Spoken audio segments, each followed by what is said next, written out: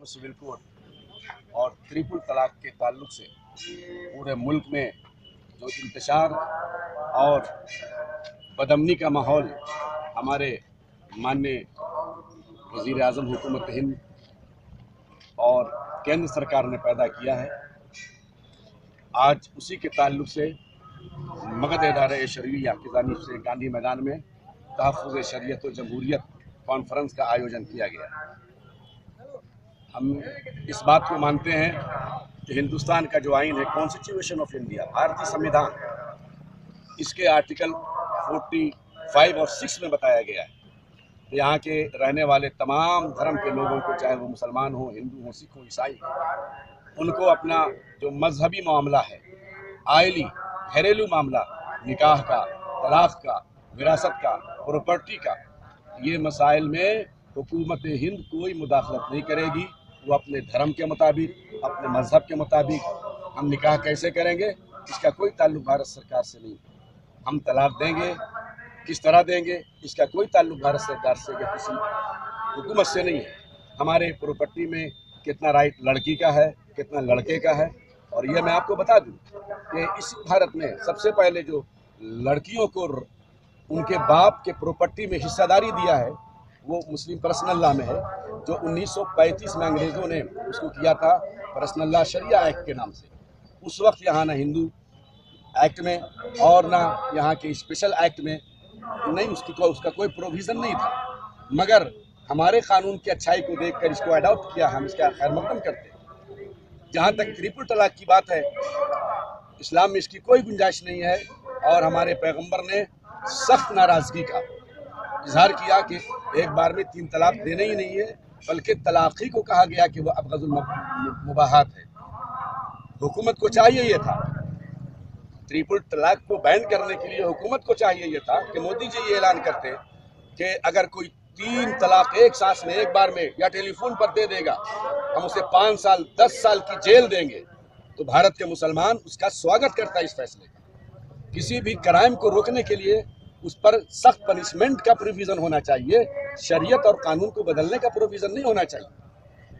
हमने ये कहा 302 में आदमी जब मर्डर करता है जेल जाता है, तो ये मना है कि आप किसी को 3 से मार नहीं सकते, लेकिन जब आप मारेंगे तो मर जाएगा, वो जिंदा नहीं रहेगा। इसी तरह तलाक हमारे यहाँ 3 है, जिसको चलाने की इजाज़त शरीयत में दी ही नहीं है, लेकिन अगर कोई चलाएगा तो तलाक हो जाएगी।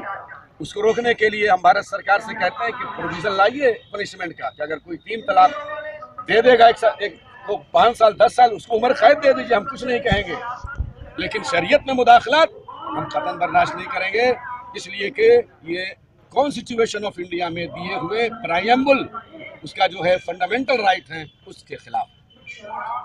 मौलाना मोहम्मद मजूरानी, अगर इस सरकार जबरन ऐसा करने के लिए आमदा, तो ऐसे हालात में मौलाना लोग क्या स्टेप? ये सिर्फ मौलानाओं का मसला नहीं है, हमारे नेता श्री नीतीश कुमार ने भी ऐलान किया है कि तलाक का, निकाह का जो आइली मसला है वो मुसलमानों, यहाँ देखिए, यहाँ की जो आवाम है वो 99% सेकुलर है, तभी ये मुल्क आज चमन है। और इस मुल्क के मुकाबले की ताकत दुनिया की किसी ताकत में नहीं है।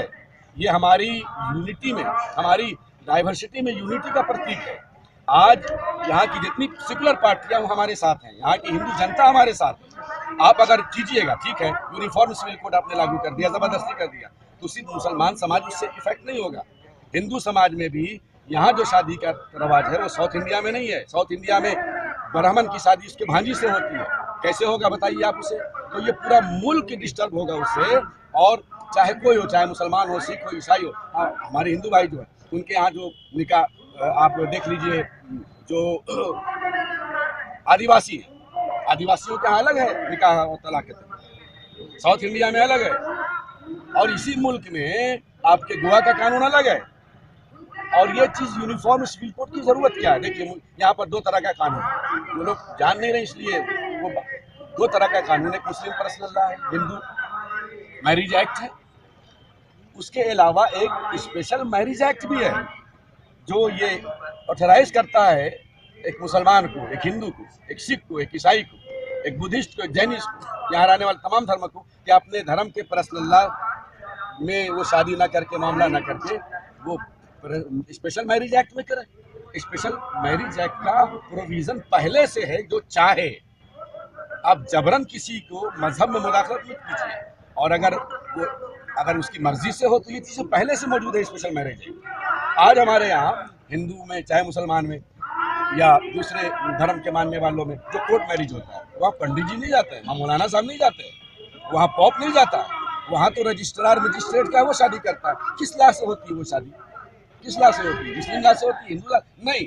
वो स्पेशल मैरिज एक्ट है, ये प्रोविजन पहले से। असल मामला ये है कि नरेंद्र मोदी जी ने आज से 2 साल पहले जो सुनहरा ख्वाब दिखाया था मुल्क को, वो ख्वाब आज उसको चाहता है कि उसका कुछ हिस्सा में नजर आए, लेकिन वो चीज़ होने वाली नहीं, हो नहीं पा रहा इनसे।